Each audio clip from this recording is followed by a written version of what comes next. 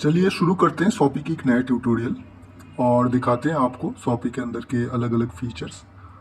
तो हम manage business के अंदर जो कस्टमर टैब है, ये कस्टमर ऑप्शन को आज पूरा देखेंगे। पूरे कस्टमर टैब को सारे जितने भी फीचर्स हैं उसको डिटेल्स में डिस्क्राइब करेंगे। तो हम कस्टमर टैब के अंदर चले जाते हैं। अंदर आते ही यहाँ पे देखिए दो चीज़ें दिख रहे हैं आपको। यहाँ पे फर्स्ट ऑफ ऑल नीचे कस्टमर ऐड करने का ऑप्शन दिखा रहा है, जिस बटन पे अगर आप क्लिक करेंगे तो आप मैनुअली कस्टमर का नाम ऐड कर सकते हैं। जैसे कि मैं अगर राकेश लिखूँ यहाँ पे और मैं as a demo number add कर देता हूँ कुछ भी, तो इस तरीके से आप सही नंबर डालिएगा यहाँ पे। और अगर ईमेल आईडी कस्टमर का आपको पता है तो आप डाल सकते हैं और इस तरीके से आप यहाँ पे डालेंगे। और ये क्या है, कस्टमर है, रिटेलर है, होलसेलर है या आपका फ्रेंड है, ये टैग भी आप मेंशन यहाँ से कर सकते हैं सेव करने से पहले। अगर ये आपका कोई होलसेलर है जो आपसे, आप मैन्युफैक्चरर है तो आपसे माल खरीदते हैं कोई होलसेलर, तो उनका जीएसटी नंबर वगैरह हो सकता है, तो आप उस होलसेलर ऑन करके जीएसटी नंबर और उनके कंपनी का नेम लिख सकते हैं। ऊपर में तो कस्टमर का नेम हो गया, होलसेलर जिनका कंपनी है उनका नेम, लेकिन कंपनी का नेम और जीएसटी नीचे आप डाल सकते हैं। लेकिन अगर ये आपका फ्रेंड है, उनका जीएसटी नहीं है तो जीएसटी को बंद कर देंगे, नॉर्मल है। कोई रिटेलर है, उनका भी अगर जीएसटी है तो उनका जीएसटी और रिटेलर बिजनेस नेम डाल सकते हैं। तो इस तरीके से आप यहाँ पे कर सकते हैं। और अगर देखिए कस्टम कंज्यूमर है, फ्रेंड है, रिटेलर है, होलसेलर, इसमें जो भी है आप यहाँ पे डाल सकते हैं। तो अगर ये आपका कस्टमर ही है मान के चलिए, तो कंज्यूमर सिलेक्ट कर लेंगे और जीएसटी उनका नहीं है, नॉर्मल कंज्यूमर का तो जीएसटी नहीं होता है, तो उस केस में इतना तक सही है। उसके बाद ऐड बिल एड्रेस, उनका कौन सी एड्रेस पे बिलिंग होगा, जो इनवॉइस जनरेट होगा तो वहाँ कौन से एड्रेस पे होगा। रामनगर ये आप डाल देते हैं और ये मुंबई का एड्रेस है, तो मैं सही डाल देता हूँ यहाँ पे सब आपको दिखाने के लिए। देखिए जब भी मुंबई का हमने पिन कोड डाला तो यहाँ पे ऑटोमेटिक जो है शॉपी के अंदर एड्रेस फिल हो गया कि सिटी, स्टेट और कंट्री। तो ये एक बहुत ही अच्छा फीचर है, आपको सिर्फ अपना एड्रेस डालना होता है। तो यहाँ पे ये हो गया बिलिंग एड्रेस। देखिए बिलिंग एड्रेस और शिपिंग एड्रेस, देखिए शिपिंग एड्रेस अलग भी हो सकता है कि कोई शिपिंग अलग जगह पे हो रहा है और बिलिंग अलग जगह पे हो रहा है, तो दोनों केस में आप यहाँ पे एड्रेस बिठा सकते हैं, ठीक है। नहीं तो अगर आपका दोनों एड्रेस सेम है तो उस केस में आप दोबारा डाल दीजिएगा यहाँ पे शिपिंग एड्रेस पे, ठीक है। तो यहाँ पे अगर अलग एड्रेस है, मान के चलिए आपका जो कंज्यूमर है वो दूसरे किसी बंदे के लिए वो ऑर्डर कर रहा है, पूनम पूनम के लिए ऑर्डर कर रहा है, और पूनम का मोबाइल नंबर ऐसे ही मैं रैंडम डाल देता हूँ। मान के चलिए कि ये पूनम का नंबर है और एड्रेस हो गया टोकरखाड़ा, और ये पिन कोड हो गया आपका कोलकाता का 7001, तो कलकत्ता। तो ये हो गया ये। तो बिलिंग होगा राकेश के नाम पे, लेकिन शिप होगा जहाँ पे डिलीवर होगा इस एड्रेस पे। तो ये सेव हो गया। अभी इसको अब अगर सेव करेंगे तो एज ए कस्टमर ये राकेश आपका सेव हो गया। ऊपर देखिए, अभी अगर कभी भी इनको कुछ आप कुछ इन्फॉर्मेशन भेजना चाहते हो, वो इनका जो व्हाट्सएप आइकन है इन पे क्लिक करेंगे तो आप डायरेक्टली अपने व्हाट्सएप के थ्रू इनको मैसेज भेज सकते हैं। अगर कॉल बटन दबाएंगे तो डायरेक्ट इनको कॉल, जो आपके डायलर के थ्रू कॉल भी कर सकते हैं, कोई इन्फॉर्मेशन पास करना हो। तो ये हो गया।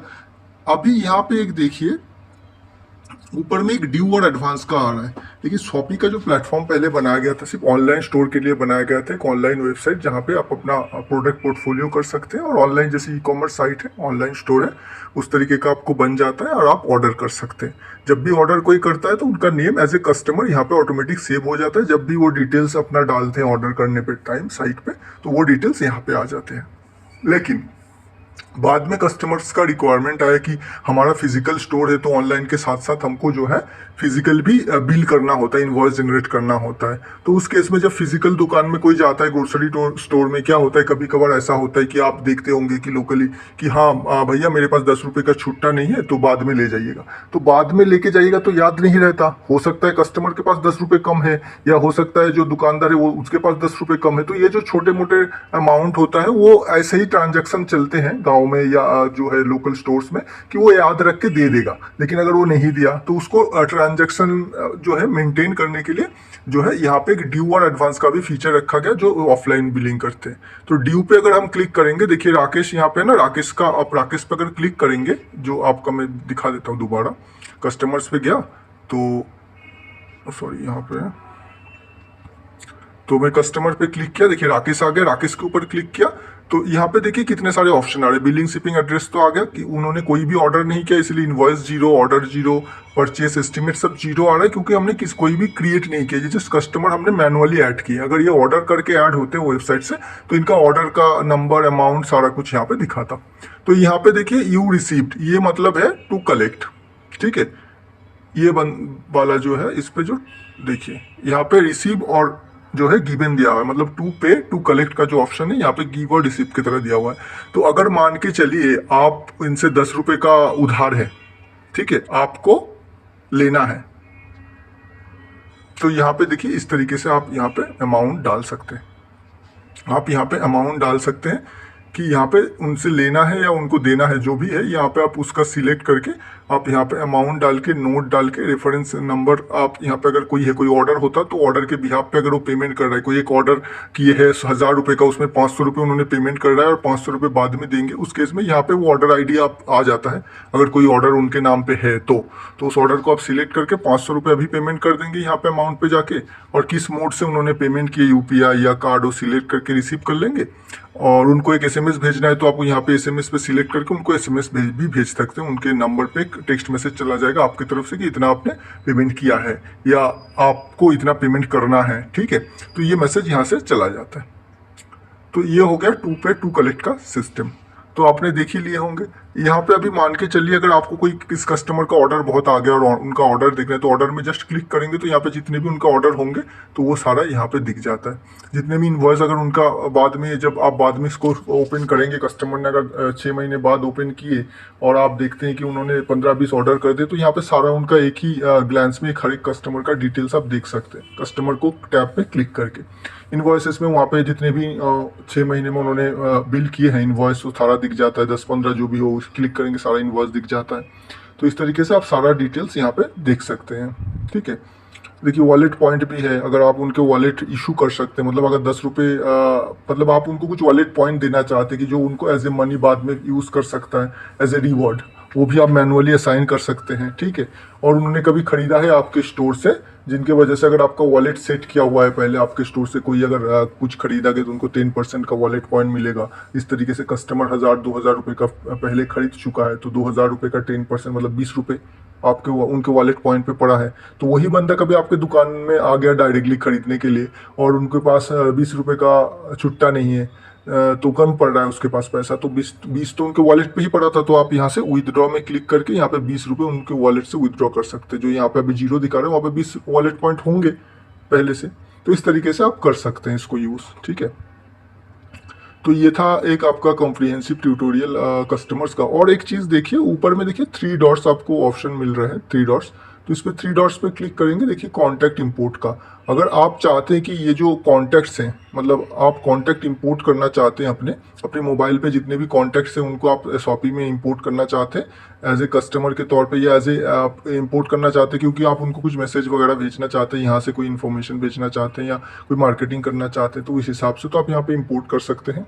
वॉलेट सेटिंग्स यहाँ से आप सेट कर सकते हैं, मतलब मैंने जो पहले ही आपको बताया कि आप वॉलेट दे सकते हो, वॉलेट पॉइंट देखिएगा फ्लिपकार्ट में फ्री कॉइन्स करके होते हैं, फ्री कॉइन्स करके, जिससे क्या होता है वो कुछ सर्टेन अमाउंट ऑफ परसेंटेज देते हैं खरीदने पर, कुछ प्रोडक्ट पे खरीदने पर आपको देते हैं। और उससे क्या होता है अगर कोई 1000 रुपये का प्रोडक्ट खरीदे उस पर 10 वॉलेट पॉइंट आपको मिल गया, या कोई एक मोबाइल फ़ोन खरीदे 10,000 रुपये का उसमें आपको 50 वॉलेट पॉइंट मिल गया, तो वॉलेट पॉइंट डायरेक्टली पैसे की तरह ही होता है। तो फ्यूचर में जब आप फ्लिपकार्ट में जाएंगे उससे आप खरीद पाएंगे, उस 50 कॉइन्स को एज ए मनी आप यूज़ कर पाएंगे।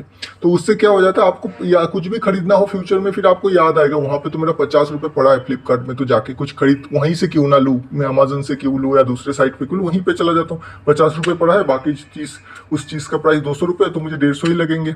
तो इसी तरीके से आप कस्टमर के माइंड पे एक बैरियर क्रिएट कर सकते हैं। तो वो उस तरीके का जो फीचर है वो अपने स्टोर के लिए भी रख सकते हैं। तो आप यहाँ पे 5% का वॉलेट पॉइंट दे सकते हैं और रिडम्पशन रेट 100%।